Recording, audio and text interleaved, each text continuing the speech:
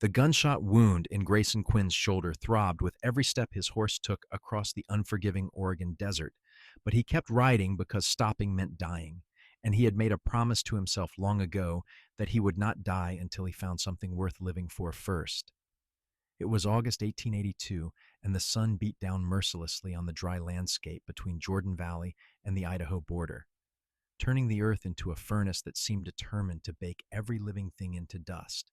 He had been riding for 2 days straight, running from a gang of rustlers who had taken exception to him catching them red-handed with stolen cattle, and the wound in his shoulder was festering despite his best efforts to clean it. Water was running low, his canteen nearly empty, and the heat shimmers on the horizon were starting to play tricks on his eyes. That was why, when he first saw the small homestead cabin in the distance, Grayson thought it was just another mirage. But as his horse plodded closer, the structure remained solid and real, a tiny oasis of human civilization in this god-forsaken stretch of nothing. The cabin was small, just one room from the looks of it, with a lean-to stable that had seen better days, and a well that promised the water he so desperately needed. Smoke should have been rising from the chimney at this time of day, but there was none. No livestock grazed nearby, no chickens pecked in the yard, and an eerie stillness hung over the place that made the hair on the back of his neck stand up. Grayson dismounted carefully, his shoulders screaming in protest, and tied his horse to the fence post. He called out, his voice rough from thirst and disuse. Nobody answered. The front door stood slightly ajar, creaking in the hot wind, and that was when he heard it, a low moan, barely audible coming from inside the cabin. His hand went instinctively to his revolver, but something in the sound stopped him. That was not the moan of someone waiting in ambush. That was the sound of someone in pain. He pushed the door open wider, stepping into the dim interior, and it took a moment for his eyes to adjust from the harsh sunlight outside. The cabin was sparse but clean, with a small table, 2 chairs, a stove, and a bed pushed against the far wall. On that bed lay a woman, and even from across the room, Grayson could see that she was in bad shape. Her face was flushed crimson with fever, her long auburn hair plastered to her forehead with sweat, and she thrashed weakly against the blankets, caught in the grip of delirium. "Madam?" Grayson crossed the room quickly, his own pain momentarily forgotten. He pressed the back of his hand to her forehead and jerked it back immediately. She was burning up, her skin so hot it almost scalded his fingers. The fever had her completely in its grip, and from the looks of the cabin, she had been alone when it struck. There was no sign of anyone else, no indication that help was coming. The woman's eyes fluttered open, but they were unfocused, seeing things that were not there. "Papa," she whispered, her voice cracked and dry. "Papa, the cattle are loose again. Need to fix the fence before they wander to the creek." Her words made no sense. Fragments of memory or nightmare tangled together by the fever's heat. Grayson looked around the cabin, his mind racing. He should ride on, get to Jordan Valley, find a doctor. But the woman would be dead before he could get back, and leaving her here alone felt wrong in a way that went deeper than logic. His shoulder wound needed attention too, but hers was the more urgent problem. He had seen fever like this before, back during his ranch hand days. His mother had been a practical woman who knew herbs and remedies, and she had taught him what she could before she passed. This woman needed water, cool compresses, and someone to keep her from hurting herself while the fever raged. He went back outside to his horse and retrieved his canteen, then found the well and thanked God it still had water. He hauled up bucket after bucket, bringing them inside, and found clean cloths in a trunk at the foot of the bed. The woman had started shivering now despite the heat, her body racked with chills that made her teeth chatter. Grayson knew this stage the fever was climbing higher, reaching the point where it could cause permanent damage or death. "Easy now," he murmured, sitting on the edge of the bed and lifting her head gently. "Need you to drink something for me." He held the cup to her lips, and she drank reflexively, though most of it spilled down her chin. It was a start. He soaked one of the cloths in cool water and began wiping her face, her neck, her arms, trying to bring down the fever's intensity. She fought him weakly, trapped in whatever nightmare world the fever had created, but he persisted, patient and steady. Hours passed. The sun moved across the sky, sending long shadows through the cabin's single window. Grayson's own body protested the effort, his wounded shoulder throbbing viciously, but he kept working. He found some dried herbs hanging from the rafters, yarrow, elderflower, peppermint, and made a weak tea, coaxing it down her throat a spoonful at a time. He changed the cool compresses every few minutes, speaking to her in a low, steady voice, even though she could not understand him, because he remembered his mother saying that sick people could sometimes hear you, even when they seemed far away. "My name is Grayson," he told her, wiping her forehead again. "Grayson Quinn. I am going to stay right here until this fever breaks, you hear me? You are not going to die alone in this cabin. I have got you now." It was a promise he had no business making, considering his own condition, but once the words were out, he meant them completely. As night fell, he lit a lamp and continued his vigil. The woman's condition seemed to worsen before it got better, her temperature spiking so high that he resorted to stripping the heavy blankets off her and sponging her down with cool water every few minutes. Her dress was modest, but soaked with sweat, and he did his best to preserve her dignity while still fighting the fever. She cried out sometimes, calling for people he did not know, reliving moments he could not see. Once she opened her eyes and looked directly at him, her gaze momentarily clear. "Who are you?" she whispered, her voice barely audible. "A friend," Grayson replied. "Rest now. You are safe." Her eyes closed again, and she slipped back into the fever's grip, but he had seen something in that brief moment of clarity, eyes the color of honey, filled with pain but also with a fierce strength that had not yet been broken. This woman was a fighter. She had been alone out here, managing a homestead by herself from the looks of it, and that took a special kind of courage.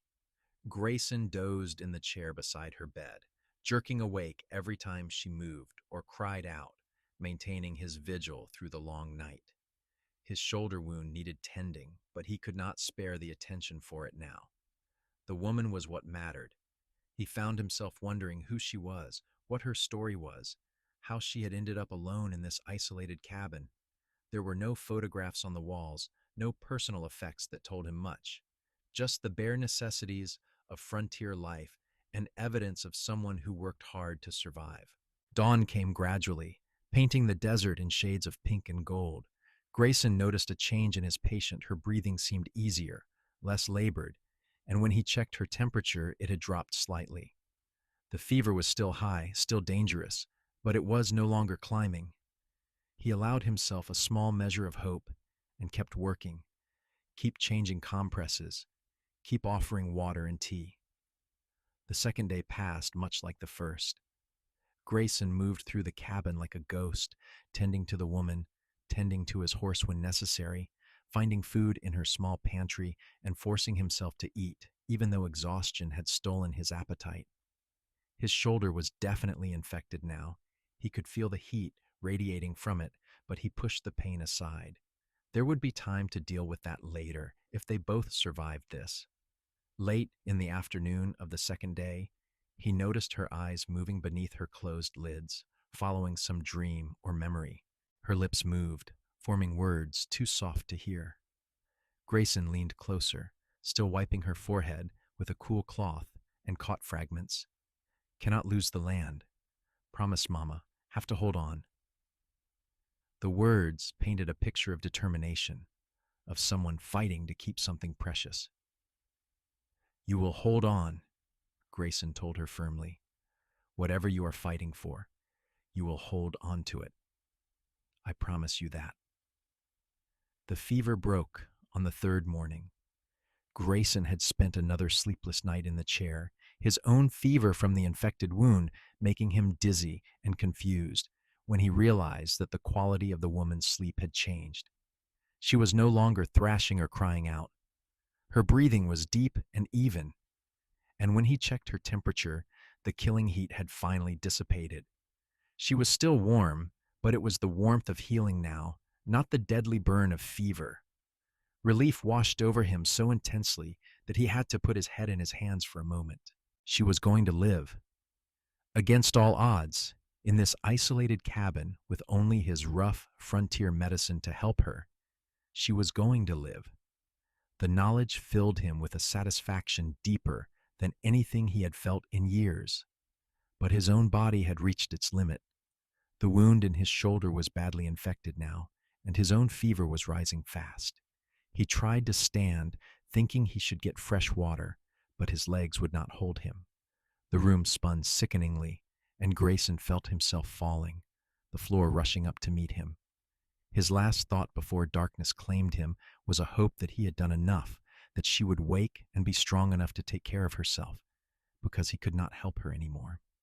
Felicity Foster woke slowly, climbing up through layers of confusion and fragmented dreams. Her body felt like it had been wrung out and left to dry, weak and shaky, but her mind was blessedly clear, for the first time in what felt like forever. She stared at the familiar ceiling of her cabin, trying to piece together what had happened. She remembered feeling ill, remembered the fever starting, remembered collapsing into bed thinking she would rest for just a few minutes before doing the evening chores. Everything after that was a blur of heat and nightmares, and a low male voice speaking words she could not quite recall. She turned her head and saw him.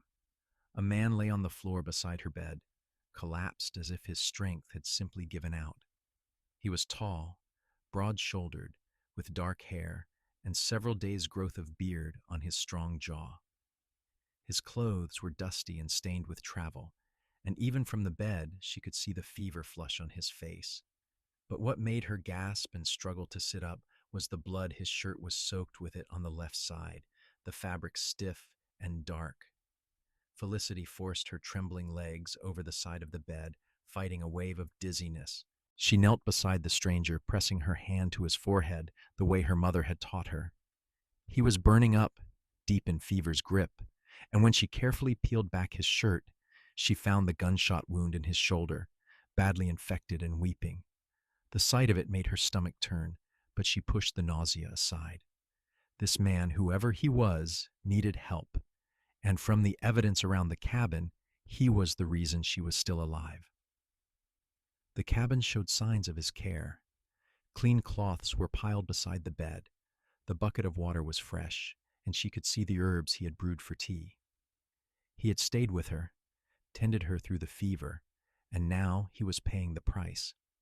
The wound in his shoulder should have been treated days ago, but he had ignored his own injury to save her life. "Not on my watch," Felicity muttered, her voice hoarse from disuse. She had nursed her father through his final illness 2 months ago, and before that, she had helped her mother tend to sick neighbors and injured ranch hands. She knew what needed to be done, even if her body was still weak from her own battle with fever.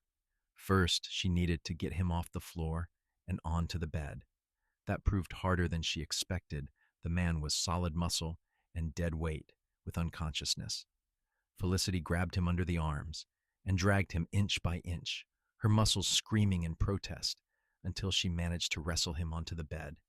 He groaned but did not wake, lost in the fever's hold. Next came the hard part. She built up the fire in the stove, set water to boil, and gathered her medical supplies, needle and thread, clean bandages, her father's bottle of whiskey, and a sharp knife. The bullet had to come out, and the wound needed to be cleaned thoroughly. She had watched her father perform this operation once on a ranch hand, and she prayed her memory was accurate because this man's life depended on it. Felicity cut away his shirt, exposing the wound fully. It was worse than she had thought, the flesh around it red and swollen, infection spreading in angry lines beneath his skin. She sterilized the knife in the boiling water, poured whiskey over the wound to clean it, and began the delicate work of extracting the bullet. Her hands shook from weakness and nerves, but she forced them steady, focusing completely on the task. The man, she still did not know his name, moaned and thrashed weakly as she worked, but he did not wake. Felicity whispered apologies and encouragements as she probed the wound, finally feeling the knife tip touch metal. Working carefully, she maneuvered the bullet fragment out, dropping it into a tin cup with a clink that sounded like victory. But she was not done yet. The wound needed to be cleaned of all infected tissue, and that meant cutting away the dead flesh. By the time she finished, tears were streaming down her face from concentration and exhaustion, but the wound was clean. She packed it with yarrow to stop the bleeding and fight infection, then stitched it closed with neat, even sutures her mother would have been proud of. Finally, she bandaged it securely and sat back, her whole body shaking. The stranger's fever was still high, but the source of infection had been removed. Now it was just a matter of nursing him through the crisis, the same way he had nursed her. Felicity prepared the same fever teas he had made for her, recognizing the herbs he had used, and began the process of cooling him down with damp cloths and patient care. As she worked, she studied his face. He was handsome in a rugged way, with a strong jaw and lines around his eyes that suggested he smiled often, though he was not smiling now. His hands were calloused and scarred, the hands of a man who worked hard and knew how to handle himself. Who was he? Why had he been riding through this isolated stretch of desert? And what kind of man stopped to help a dying stranger when he was injured himself? The questions would have to wait. Right now, all that mattered was keeping him alive. Felicity settled into the same vigil he had kept for her, changing compresses, offering water, speaking to him in a low voice because she remembered hearing his voice through her own fever and finding comfort in it even when the words made no sense. "My name is Felicity Foster," she told him as she wiped his burning forehead. "This is my family's homestead, though it is just mine now since Mama and Papa passed. You saved my life, stranger. I do not know why you stopped, but I am grateful. Now I am going to save yours so we will be even." His fever spiked during the night, climbing so high that Felicity feared she had waited too long to remove the bullet. She stripped off the blankets and bathed him in cool water, working frantically to bring his temperature down. He called out in his delirium, fragments of sentences that hinted at a painful past. Could not save them. Should have been faster. My fault. The words were thick with guilt and old grief, and Felicity found herself wanting to comfort him, to tell him that whatever ghosts haunted him, they were not his burden to carry alone. "You are not alone," she whispered, taking his hand in hers. "I am here. I have got you. You are going to be fine." Dawn came, and the fever finally began to break. Felicity felt the change in him, the same shift from deadly heat to healing warmth that must have signaled her own recovery. She allowed herself to believe he would survive, and only then did she realize how desperately she wanted him to. This stranger had become important to her in a way she could not fully explain, connected to her by the intimate act of caring for each other in their most vulnerable moments. Grayson woke slowly, surfacing from fever dreams into a reality that was blissfully cool and quiet. He was in a bed, clean bandages wrapped around his shoulder, and the sharp agony of the infected wound had dulled to a manageable ache. Sunlight streamed through a window, and he could hear the soft sounds of someone moving around the cabin. For a moment, he thought perhaps he had died, and this was some kind of peaceful afterlife. But then his stomach growled loudly, and he figured the dead probably did not get hungry. He turned his head and saw her, the woman he had pulled back from death's door. She was standing at the stove, stirring something in a pot, and even from behind, he could see how thin and weak she still was, her shoulders fragile beneath her clean dress. But she was standing, moving, alive. The wave of relief that washed over him was so strong it made his eyes sting. "You are awake," Felicity said, turning at some sound he must have made. She crossed to the bed quickly, her honey-colored eyes bright with concern and something else he could not quite name. "How do you feel?" "Like I got shot and then rode through hell," Grayson replied, his voice rough. "But I reckon I will live thanks to you." He tried to sit up and immediately regretted it, as the room spun. "Easy," Felicity said, placing a gentle hand on his good shoulder. "You lost a lot of blood, and the fever was bad. You need to rest." She helped him settle back against the pillows, then brought him water. Drink slowly. Your stomach will not be happy if you rush it. Grayson obeyed, taking small sips and studying her face. Now that the fever flush was gone, he could see her clearly auburn hair pulled back in a simple braid, a dusting of freckles across her nose, a mouth that looked like it was made for smiling even though it was set in serious lines now. She was beautiful, but it was more than that. There was a strength in her face, a determination that spoke of someone who had faced hard times and refused to break. You took the bullet out, he said, touching the bandage carefully. That could not have been easy. You saved my life first, Felicity replied simply. I was just returning the favor. Besides, I could not let you die on my floor. Would have been terrible rude of me after you went to all that trouble to keep me alive. Despite everything, Grayson found himself smiling. I suppose that would have been poor manners. I am Grayson Quinn, by the way. Figure we ought to know each other's names after all this. Felicity Foster, this is my homestead or what is left of it. She gestured around the sparse cabin. I am sorry you got stuck here. I am sure you had somewhere more important to be. Nowhere more important than keeping you alive, Grayson said, and meant it. Something in her expression shifted, softened, and for a moment they just looked at each other, the weight of what they had been through settling between them like a bridge. Felicity broke the moment first, standing and returning to the stove. I made broth. It is not much, but it is what we both need right now. Think you can keep some down? I will give it my best effort, Miss Foster. Just Felicity, please. I think we are past formalities, do not you? Grayson watched her move around the cabin, noting how she had to pause sometimes to catch her breath or steady herself, still recovering her own strength. How long was I out? 2 days since I woke up, so 5 days total since you rode up, near as I can figure. Felicity brought him a bowl of broth and sat in the chair beside the bed. Can you tell me what happened? The gunshot wound, I mean. Grayson explained about the rustlers, the confrontation, his flight across the desert. I was heading for Jordan Valley when I spotted your place. Figured I would water my horse and be on my way, but then I found you. Why did you stay? Felicity asked quietly. You could have ridden on. Found help in town. Instead, you risked your life for a complete stranger. The question hung in the air between them. Grayson thought about it, trying to find words for something he did not fully understand himself. I could not leave you alone, he finally said. It felt wrong, leaving someone to die alone. I have seen too much death in my life, too many people slipping away with nobody to hold their hand or tell them it would be all right. You deserved better than that. Felicity's eyes shimmered with unshed tears. My parents both died this year, she said softly. Mama first in the spring from pneumonia. Papa followed 2 months ago, broke his leg, and it got infected. I nursed him the best I could, but it was not enough. Since then, I have been here alone, trying to keep the homestead going, but it is so hard by myself.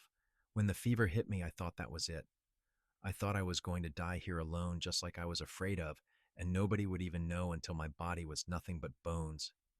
But you did not die, Grayson said firmly. You are here, alive, and you are one of the strongest people I have ever met, taking that bullet out of my shoulder when you were barely recovered yourself. That took real courage, Felicity. She wiped at her eyes quickly. I was so scared. My hands were shaking the whole time. I kept thinking I was going to kill you instead of save you. But you did not. You saved my life just like I saved yours.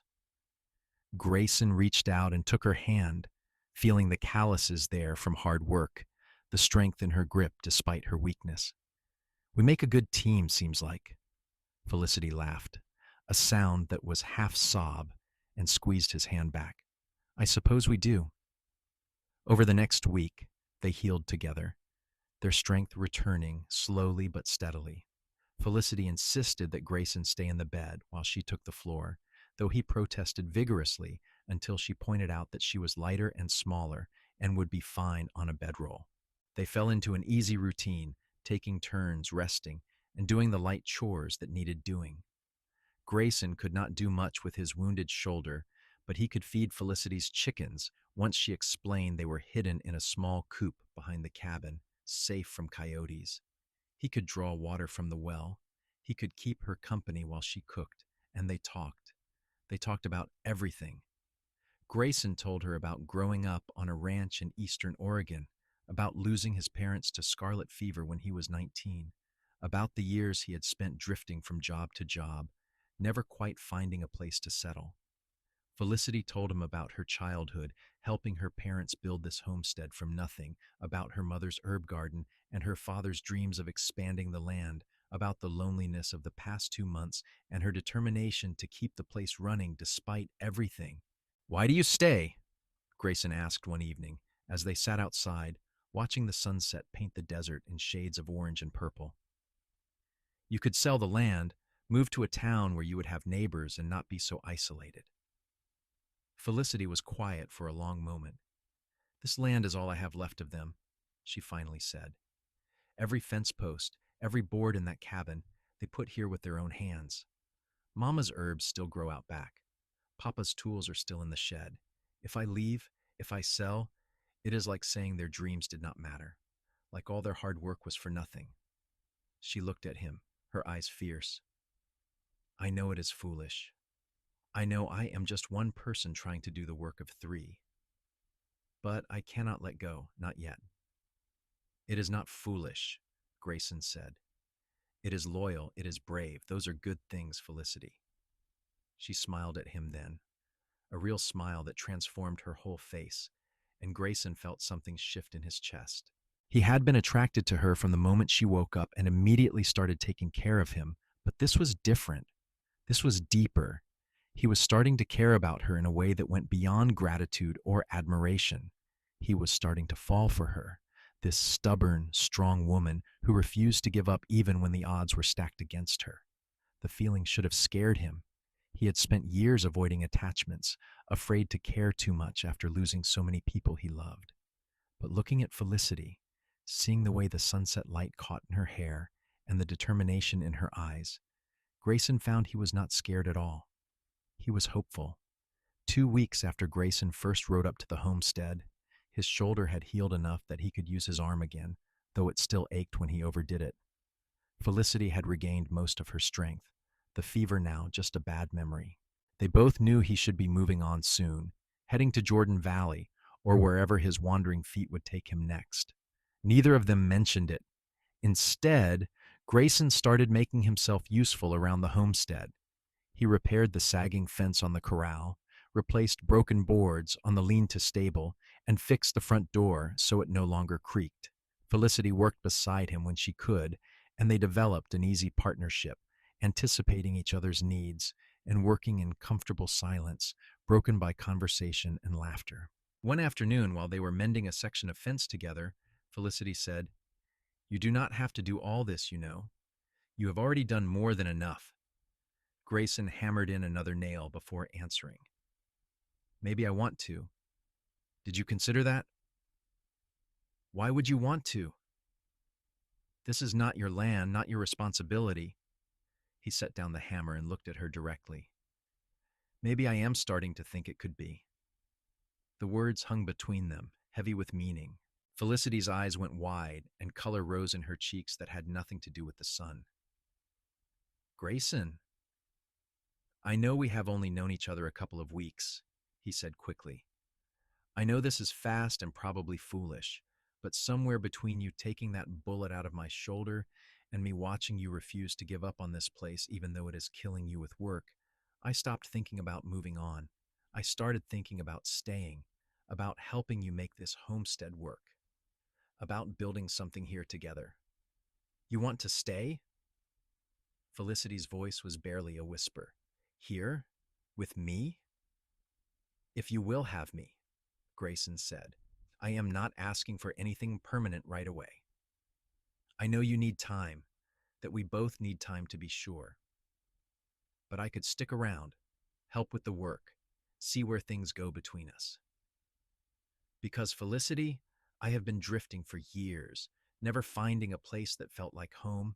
And somehow this little homestead in the middle of nowhere feels more like home than anywhere I have been since my parents died. Felicity's eyes filled with tears, but she was smiling. I thought you would leave, she said. I have been dreading it, knowing one morning I would wake up and you would be gone, and I would be alone again. But I did not know how to ask you to stay, because what right did I have? We barely know each other. We know the important things, Grayson said. We know we can count on each other when things get hard. We know we work well together. The rest is just details we will figure out as we go. He reached out and took her hand. So what do you say, Felicity Foster? Want a partner? Yes, she said, and then louder, more certain. Yes, I do. Grayson pulled her into his arms, mindful of his still healing shoulder, and held her close. She fit against him perfectly, her head tucked under his chin, her arms wrapped around his waist. They stood there in the Oregon sun, surrounded by the fence they were building together, and Grayson felt something settle in his chest that he had not felt in years. Peace. That evening, they sat together on the cabin steps and made plans. Grayson would ride to Jordan Valley in a few days to file paperwork, adding him to the homestead claim, send word to a few places that he would not be taking any more wandering jobs, and buy supplies they would need. Felicity made lists of what the homestead needed: more chickens, a milk cow if they could afford it, seeds for a larger vegetable garden, materials to expand the cabin before winter came. It is a lot of work, Felicity said, studying the lists by lamplight. And money is tight. The homestead does not make much, just enough to get by. We will figure it out, Grayson assured her. I have got savings from my years of ranch work. Not a fortune, but enough to buy what we need. And I am good with horses. We could start breeding and training them, selling to the ranches around here. There is always demand for good working horses. Felicity's face lit up. Papa always wanted to do that, but he never had the time to get it started. We have good grazing land once you get past that rocky section to the west. Plenty of room for a small herd. They talked late into the night, their plans growing more detailed and excited. Somewhere in the planning, Grayson reached over and took Felicity's hand, and she laced her fingers through his without interrupting her list of what plants she wanted to add to her mother's herb garden. It felt natural, right? Like they had been doing this for years instead of weeks. The next few months passed in a blur of hard work and growing affection. Grayson made his trip to Jordan Valley, filing the necessary paperwork and returning with supplies loaded in a wagon he purchased. He bought 3 good mares and a strong stallion to start their breeding program, and Felicity's face when she saw the horses made every penny worth it. They worked from sunrise to sunset, expanding the cabin to include a separate bedroom and a larger main room, building a proper stable for the horses, and putting up enough hay for winter. But it was not all work. In the evenings, they would sit together and talk, sharing stories and dreams. Grayson taught Felicity to shoot better, knowing she needed to be able to defend herself and the homestead. Felicity taught Grayson about herbs and healing, sharing her mother's knowledge. Slowly, carefully, they learned each other. The first time Grayson kissed her, it was early October, and they had just finished putting the last board on the new stable.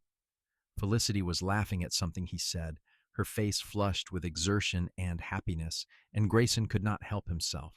He cupped her face in his hands and kissed her gently, giving her every chance to pull away. Instead, she kissed him back, her arms coming up to wrap around his neck, and the world narrowed down to just the two of them and the feeling of her lips on his. When they finally broke apart, both breathing hard, Felicity whispered, I was wondering when you were going to do that. Was waiting for the right moment, Grayson replied, resting his forehead against hers. Wanted to be sure you felt the same way. I have felt this way since you sat by my bed for 3 days refusing to let me die, Felicity said. I just did not know how to tell you. They kissed again, deeper this time, and Grayson felt the last walls around his heart crumble. He loved her. It was fast and it was unexpected, but it was true. He loved this woman who was strong enough to survive alone, but brave enough to let him in. who worked herself to exhaustion for a dream and refused to give up even when everything seemed impossible. Winter came to the Oregon desert, bringing cold nights and occasional snow. Grayson and Felicity spent the long evenings together, sometimes working on projects, sometimes just sitting close by the fire and talking. They were careful about propriety. Grayson slept in the new bedroom he had built onto the cabin, Felicity in the original room, but the walls were thin, and they both knew the arrangement could not last forever. On Christmas Eve, Grayson asked her to marry him. They were sitting by the fire, Felicity mending a shirt and Grayson carving a piece of wood into a figure, when he suddenly set down his work and knelt in front of her chair. "Felicity Foster, I love you," he said simply. "I know we said we would take things slow, give it time, but I cannot imagine spending my life with anyone else. You are the strongest, bravest, kindest woman I have ever known, and every day I wake up grateful that I found you. Will you marry me?" Felicity set down her mending with shaking hands. Tears streamed down her face, but she was smiling. "Yes," she said. "Yes, yes, 1,000 times, yes." Grayson pulled a ring from his pocket, simple silver with a small turquoise stone, purchased during his last trip to Jordan Valley, and slid it onto her finger. Then he stood and pulled her into his arms, kissing her thoroughly while the fire crackled and snow began to fall outside. They were married in Jordan Valley on New Year's Day, 1883, with the local preacher officiating and a few townspeople they had become friendly with as witnesses. Felicity wore a simple dress of deep blue that brought out her eyes, and Grayson wore his best shirt and a new vest. The ceremony was short but heartfelt, and when the preacher pronounced them husband and wife, Grayson kissed his bride with all the love and promise he had been holding back. The ride back to the homestead was cold but joyful. The two of them huddled together on the wagon seat, talking about their future. That night, in the cabin they had built together, they consummated their marriage, and it was tender and sweet, and everything Grayson had hoped for. Felicity was nervous at first. She was innocent, untouched, but Grayson was patient, taking his time, making sure she felt safe and loved. By the time they finally came together, she was clinging to him, whispering his name, and afterwards she lay in his arms with tears of happiness on her cheeks. "I love you," she whispered into the darkness. "I did not think I could be this happy again after losing my parents, but you have given me everything back, a partner, a future, hope." "You gave me all that too," Grayson replied, kissing her forehead. "I was lost before I found you, just drifting through life waiting for something I could not name. You are what I was waiting for, Felicity Quinn." She smiled at the sound of her new name. "Felicity Quinn, I like the sound of that." Spring came, and with it new life. The mares Grayson had bought were all pregnant, and they spent anxious weeks waiting for the foals to arrive. When they did, healthy and strong, Grayson and Felicity stood in the stable together, watching the babies nurse, and felt a deep satisfaction. This was what they had been working toward: new life, new beginnings, proof that their partnership could create something lasting. By summer, Felicity realized she was pregnant too. She told Grayson one evening after supper, nervous about how he would react. They had talked about children, but figured it would happen further down the line, and she worried the timing was bad, with so much work still to do on the homestead. But Grayson's face lit up like sunrise. He let out a whoop of joy, picked her up carefully, and spun her around before setting her down and kissing her thoroughly. "A baby," he kept saying. "We are going to have a baby." "You are not upset?" Felicity asked. "It is going to make things harder, having an infant to care for while we are building up the horse business." "Upset? Felicity, this is the best news you could have given me." Grayson cupped her face in his hands, his eyes serious. "I lost my family when I was young. I have spent years feeling alone, like I did not belong anywhere. Now I have you, and soon we will have a child. We are making a family, building something that will last. How could I be anything but happy?" Felicity's pregnancy progressed smoothly through the summer and into fall. Grayson was protective to the point of being overbearing, trying to keep her from doing any heavy work, but Felicity insisted she was fine and kept helping with the horses and garden. They had sold two of the foals to a ranch near Jordan Valley for a good price, and the money allowed them to buy more supplies and put some away for the baby. As winter approached again, they prepared the cabin for the new arrival. Grayson built a cradle from pine wood, carving delicate patterns into the headboard. Felicity sewed tiny clothes and blankets, humming while she worked, her hands gentle on the fabric. They were both nervous. Childbirth was dangerous on the frontier, and they were far from town, but they trusted in each other and in the knowledge Felicity had learned from her mother about birthing. The baby came on a cold February night in 1884. Grayson had ridden to Jordan Valley a week earlier and brought back the doctor's wife, a woman experienced in midwifery, to stay with them until the birth. When Felicity's labor started, Grayson wanted to stay with her, but the midwife shooed him out of the room with instructions to keep water boiling and stay out of the way. Grayson paced the main room of the cabin for hours, listening to Felicity's cries and feeling helpless. This was worse than facing down rustlers or nursing her through fever. At least then he could do something. Now all he could do was wait and pray and try not to imagine all the things that could go wrong. Finally, after what felt like an eternity, he heard a new sound, the sharp, angry cry of a newborn baby. The midwife appeared in the doorway, smiling. "You have a son, Mr. Quinn, and your wife is fine, though she is tired."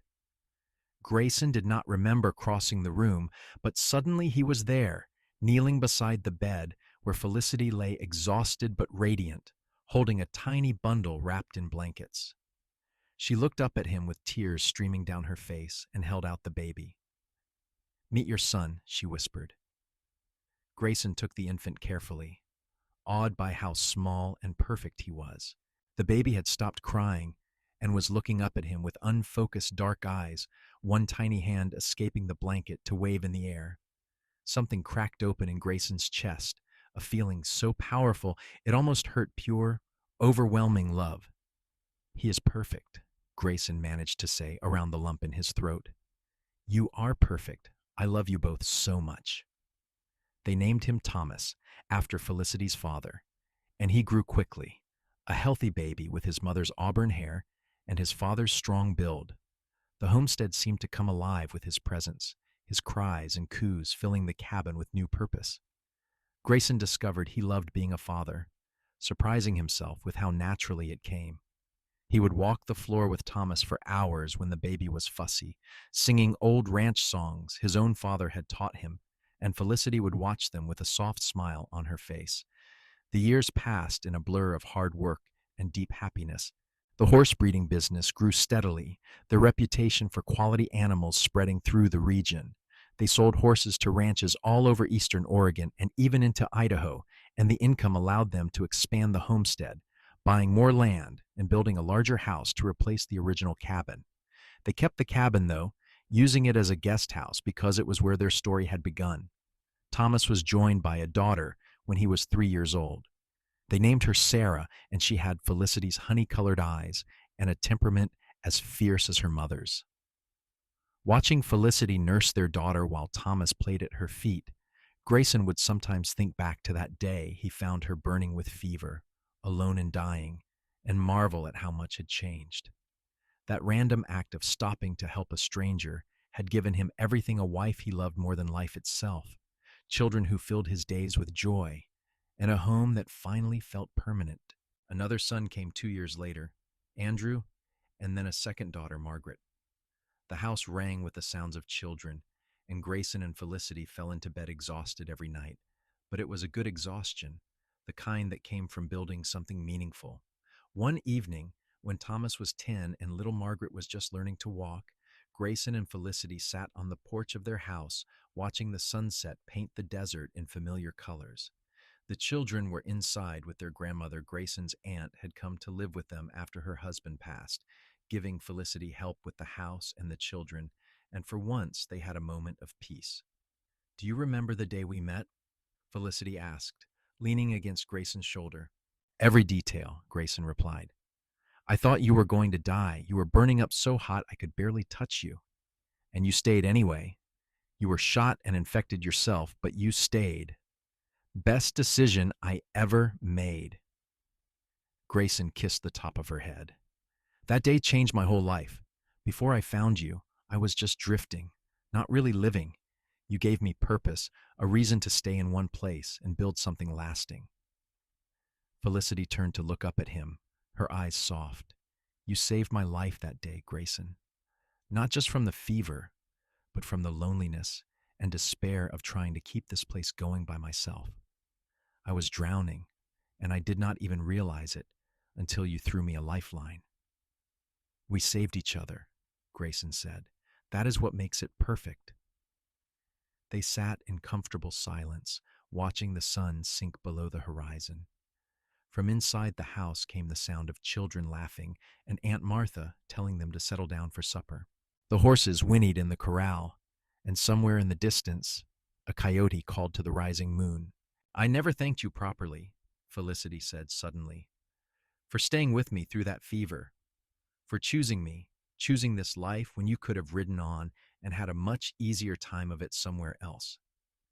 Grayson turned her face toward him and kissed her gently. "I did not choose you in spite of the hard work, Felicity.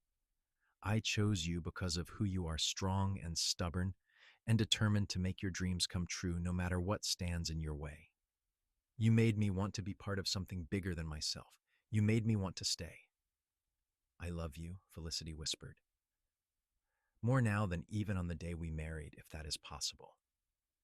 "It is possible," Grayson assured her, "because I feel the same way. You are my heart, Felicity Quinn.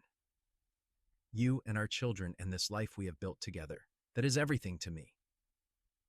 They kissed as the stars began to appear overhead, the same stars that had watched over them that first night when Grayson sat vigil beside a dying stranger and made the choice to stay.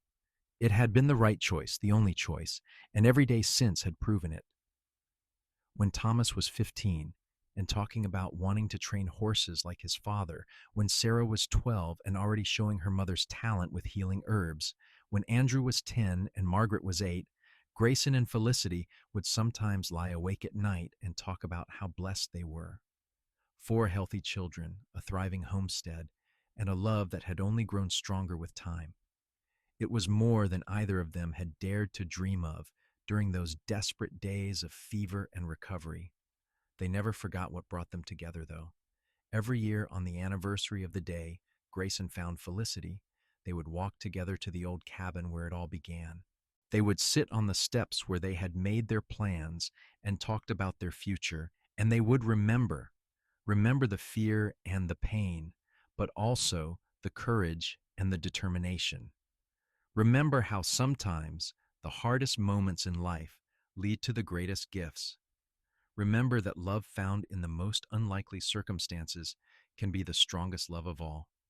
One such anniversary, when Grayson was 43 and Felicity was 40, their children grown and starting families of their own, they sat in that familiar spot and watched the desert sunset. Grayson's shoulder ached sometimes where the bullet wound had been, especially before rain, and Felicity still occasionally had nightmares about the fever. But those old scars were just part of their story now. "If you could go back," Felicity asked, a question she had never posed before, "knowing everything that would happen, the hard work, the struggles, the times we nearly lost the homestead to drought or debt, would you still stop that day? Would you still stay?" Grayson did not even have to think about it. "Every time, 1,000 times over, I would make the same choice. Because this you, our children, our life together, this is what I was meant to find. You are who I was meant to find." Felicity smiled and kissed him, a kiss that held 20 years of love and partnership and shared dreams. "I am so grateful you found me," she whispered. "So grateful you stayed." "Always," Grayson promised. "I will always stay." The years continued to roll past, bringing grandchildren who filled the homestead with new laughter and joy. Thomas married a girl from Jordan Valley and built a house on the western edge of the property, taking over more of the horse training as Grayson's body began to slow with age. Sarah became a respected healer in the region, using the knowledge passed down from her grandmother through her mother to help neighbors and strangers alike. Andrew started a freight business, hauling goods between Jordan Valley and Boise, while Margaret surprised them all by becoming a teacher in town. Grayson and Felicity stepped back from the daily operations of the homestead, content to let their children carry on the work while they enjoyed the fruits of their labor. They spent their days together, working in the garden, caring for the grandchildren when needed, and simply enjoying each other's company. After so many years of hard work, it was a blessing to slow down and savor life. On their 30th wedding anniversary, their children threw them a celebration. Neighbors came from miles around, and the house and yard were filled with people eating and laughing and sharing stories. As Grayson stood with his arm around Felicity's waist, watching their family and friends celebrate, he felt a deep contentment settle over him. "Quite a life we have built," Felicity said, echoing his thoughts. "Quite a life," Grayson agreed. "All because I stopped for water one hot August day." "All because you stayed," Felicity corrected. "You could have left me, you could have ridden on at any point, but you stayed, and that made all the difference." As the sun set on their celebration, painting the desert in shades of gold and purple, Grayson pulled Felicity close and kissed her. Around them, their children and grandchildren laughed and played, the next generation of the legacy they had built together. The homestead that Felicity's parents had started and that she had fought so hard to keep was now a thriving ranch that would continue for generations to come. And it had all started with a fever, a gunshot wound, and two people brave enough to stay when it would have been easier to leave. Two people who chose each other and chose to fight for a future together, no matter how hard the road might be. Two people who understood that real love was not just about the easy moments, but about showing up for each other in the desperate times, the sick times, the moments when everything seemed impossible. Grayson Quinn had been a drifter, looking for a reason to stop drifting. Felicity Foster had been a woman alone, trying to honor her parents' memory while slowly drowning under the weight of responsibility. Together, they had become partners, lovers, spouses, parents, and grandparents. Together, they had built a life that mattered, a love that lasted, and a legacy that would endure long after they were gone. As the stars came out over the Oregon desert, the same stars that had watched over them during those first desperate days, Grayson held his wife close and thanked whatever providence had led him to her cabin that day. He had found her burning up with fever, alone and dying, and he had stayed by her side until it broke. In doing so, he had found everything he had been searching for his entire life.